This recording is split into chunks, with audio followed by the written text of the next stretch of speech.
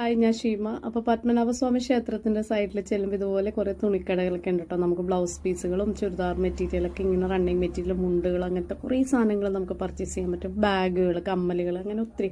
അപ്പോൾ എവിടെ പോയാലും ഞങ്ങൾ കറങ്ങിത്തിരിഞ്ഞ് ആ ഏരിയയിൽ തന്നെ വരാറുണ്ട് കേട്ടോ. അപ്പോൾ ലാസ്റ്റ് സമയത്ത് ഈ ഏരിയയിലേക്ക് വരും. അപ്പോൾ എന്താണെന്ന് വെച്ചാൽ നമുക്ക് റെയിൽവേ സ്റ്റേഷനും കൂടി അടുത്തായതുകൊണ്ട് നടന്നു പോയാൽ മതി. അപ്പോൾ ആ ഒരു ഇതിലാണ് അങ്ങനെ ഈ ഏരിയയിലേക്ക് വരുന്നത്. പിന്നെ നമ്മളുടെ അറിയാലോ സ്വഭാവം, എവിടെ കറങ്ങി ചെന്നാലും മാർക്കറ്റിൽ ചെന്ന് വീഴുമെന്ന് ആ ഒരു സ്വഭാവം തന്നെ എവിടെ ഉണ്ടാവും.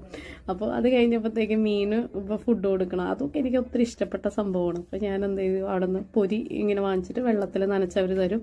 അത് നമ്മൾ മീനിട്ട് കൊടുത്താൽ മതി കേട്ടോ. നമുക്ക് കൊതിയാവും ഇങ്ങനെ മീനൊക്കെ നമ്മൾ ഫുഡ് കൊടുക്കുമ്പോൾ വരുന്നത് കഴിക്കാൻ കാണാനായിട്ട്. പിന്നെ അമ്പലക്കുളത്തിൻ്റെ ചുറ്റുമൊക്കെ നടന്ന് കുറേ ഫോട്ടോസും വീഡിയോസൊക്കെ എടുത്ത് അങ്ങനെ നടന്നു. പിന്നെ ഉച്ചയായതുകൊണ്ട് പിന്നെ ആസാദ് ഹോട്ടലിൽ കയറിയിട്ട് ബിരിയാണി വാങ്ങി. അവിടെ ഭയങ്കര തിരക്കായിരുന്നു, അപ്പോൾ അതുകൊണ്ട് നമുക്ക് അവിടെ ഇരുന്ന് കഴിക്കാൻ പറ്റില്ല. അപ്പോൾ അതാണ് പാർസൽ വാങ്ങി. കാരണം ട്രെയിനിന് നമ്മുടെ സമയമായി കഴിഞ്ഞാൽ ഉച്ചയ്ക്കത്തെ ട്രെയിനായിരുന്നു, ഞാൻ 3:30 ട്രെയിനാണ് തിരിച്ചു പോകുന്നത്. അപ്പോൾ അതിനുള്ളിൽ നമുക്ക് എത്തണ്ടേ. അപ്പോൾ അത് കാരണം വേഗം തന്നെ റെയിൽവേ സ്റ്റേഷനിലേക്ക് വന്നു. ട്രെയിനിലിരുന്ന് കഴിക്കാമല്ലോ എന്ന് എഴുതി. സ്റ്റാർട്ടിങ് അവിടെ നിന്നായിരുന്നു. പിന്നെ ഇങ്ങനെ ഓരോന്ന് കണ്ട് നടന്നു. പിന്നെ പാർത്താസിൻ്റെ അവിടെ വന്നപ്പോൾ ഒരു വിഷമം, കയറാനും സമയമില്ലാത്തതുകൊണ്ട്.